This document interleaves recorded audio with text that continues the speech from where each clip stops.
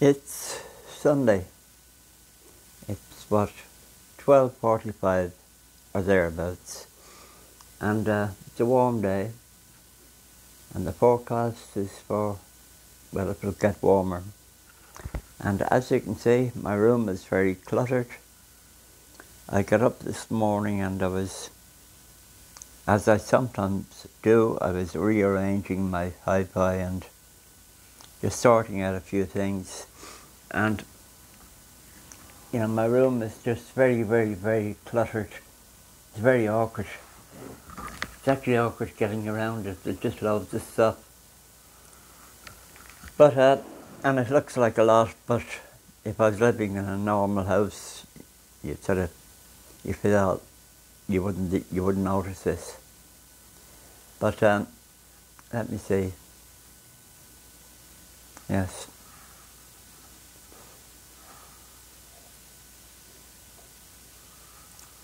What did I do yesterday? Went into town, bought some messages, and I was looking at these gimbals, these stabilizers for when you're filming with your smartphone. I was looking at a couple in town, which I'm tempted to buy, and tonight I'll sit down, and there are lots of reviews on YouTube. I'll look at some of the models I was looking at yesterday, and I will read the reviews, and then if the reviews are good, then I'll probably go to town tomorrow and buy myself a stabilizer. And if they work, if I can walk along the street, filming the streetscape without any wobble, then that's what I'll be doing. You'll be sick and tired of seeing these walk around videos. But it's a very quiet Sunday. I could go out. I probably will later on. I'll go over to the park for a walk, just get some air. But yes, as I say, I was checking out my hi-fi, playing some of my records, and I don't really have space, and it's a major chore just to get records at times. By the time I find out where I put them and route them out of their place and all that, but one of the last records I got was this woman here. I bought this record 4 or 5 days ago, and this is Pauline Oliveros. As you can see, she looks like, let's say, an old-fashioned lady. She looks like someone who could be your mother or your grandmother. But Pauline is a lesbian. She a butch lesbian of the 1960s variety. Now Pauline, she went to, I've forgotten the university. I don't take notes. I don't sort of check facts before making these. But if you Google Pauline Oliveros, there's a lot about her. Or if you put her name in on YouTube, you'll see lots of her music.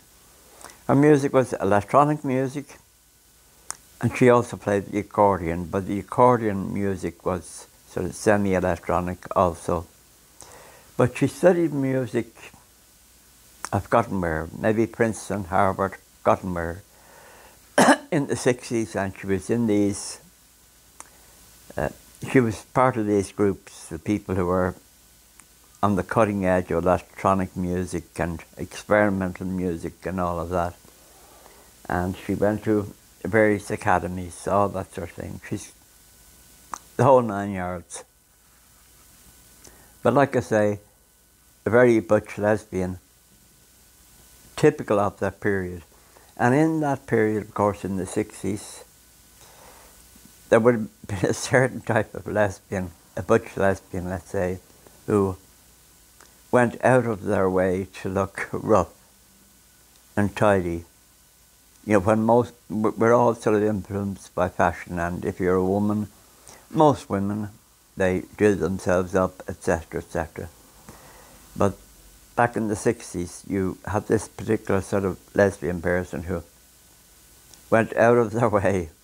You know, they would go to a hell of a lot of trouble to find dreary looking clothes and to look dreary and untidy and as unattractive as possible.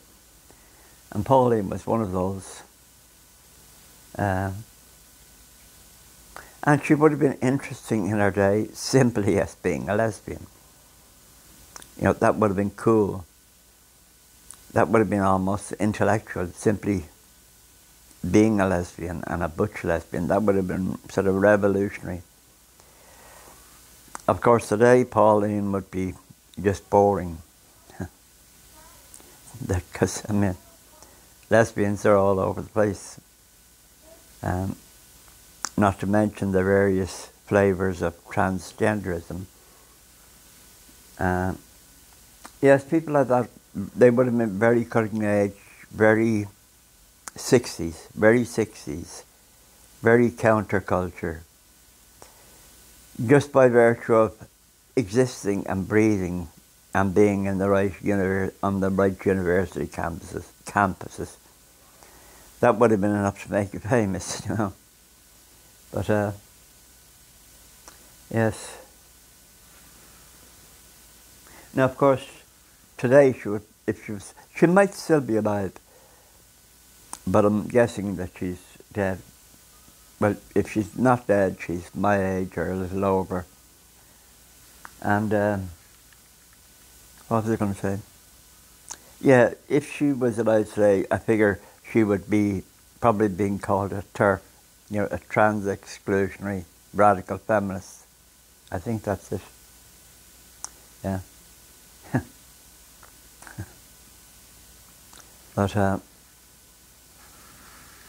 But I buy a lot of records. I spend a fortune on records, but, well, most people would spend a lot more than I do, except they'd spend it in a pub. So, and it's a fascinating hobby, and it keeps me sane. But that's all I really wanted to say. I'd love to I'd love to be able to play you some music. It's very frustrating. I've got all these classic albums, and without boasting, I have some really good records, very collectible. And it'd be nice to play them, but of course, I don't start getting copyright strikes and that sort of thing. So, my mind is wandering again. So, this is the one thing you can be guaranteed if you watch my videos. Every video. That's certainly, I forget what it is I wanted to say. But I'll think of whatever it was. But, oh yes, I was talking about records. Oh yes, and music. Oh yes, I'd like to be able to play you some of that music. And in fact, a couple of weeks ago, I Googled, you know, how do you play? Because you can play copyright music. You know, the pop music, whatever you hear, you can play that on, if you have a YouTube channel, provided you have permission. So I looked up how do you get permission, and I was hoping that there was maybe just an app. You could click on that app and then click on the piece of music you wanted to buy for your use, and there'd just be a price and you buy it. But it's a bit more convoluted. And I'm sort of lazy, so I left it at that. I might have another try. But, oh yes, because, as I say, I've got some really cool records. And some of the videos I make, when I'm thinking of making a video in my head, I'm thinking, you know, that'll be a nice soundtrack to it. But of course, even if I was to go to the trouble, and I will over the next few days, I'll check out in detail exactly how you pay for and use copyright music like that. But the problem is, even if I figure out how to do that and pay the whatever it is you have to pay, even if I do that, almost immediately, I'm pretty certain there'll be somebody out there who will immediately get in touch with the copyright holder or the artist or their agent immediately and say, you know, do you realise that your music is being used on a racist channel? And if you don't take it down, etc., etc. So I'm pretty sure that would happen. But I'll give it a try anyhow. But that's all I have to say. I was listening to my music here, and Pauline. I was listening to Pauline. I like interesting music. I like, I suppose, what you would call avant-garde or cutting edge or unusual. And electronic music, experimental music like this, some of it's very good and a lot of it's very bad. I would say most of it. But I find it interesting. But yes, Pauline, you know, nobody allows a photograph like that to be taken of them unless they want to project a particular image. And now when I say, you know, she doesn't look very attractive as a woman.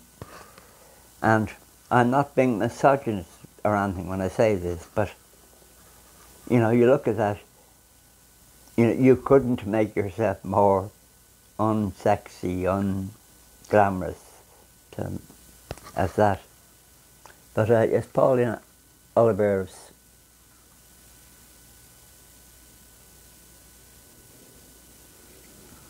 So I can't think of anything else to say. I'll go over for a walk in the park soon. After that I'll come home, kill an hour, maybe listening to some more music, then I'll have my dinner.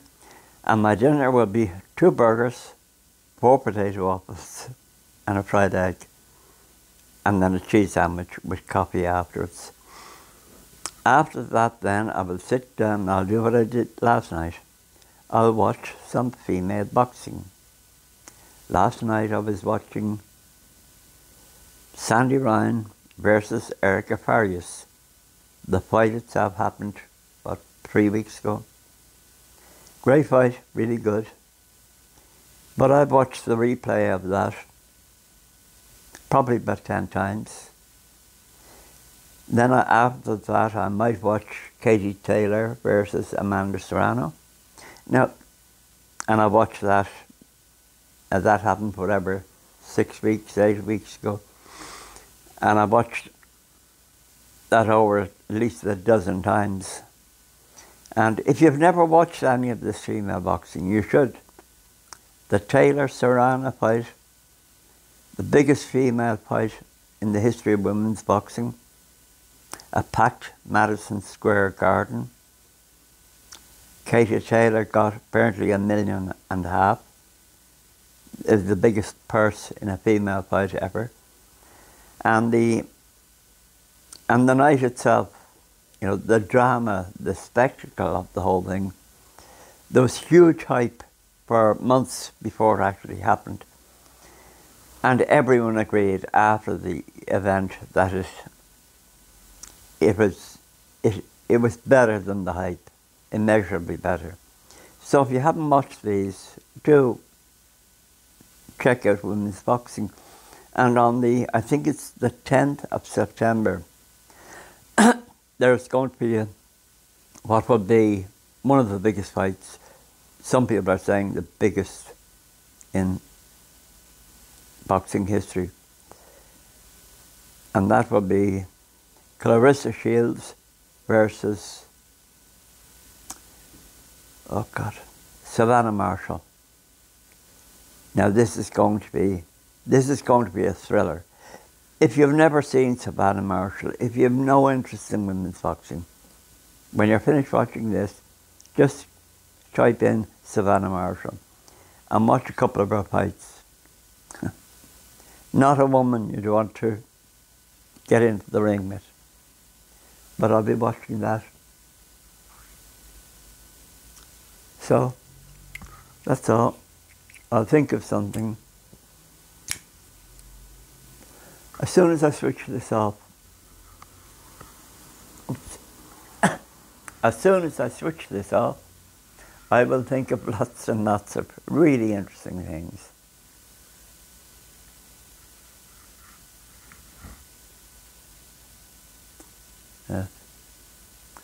Anyhow, have a nice day, as they say.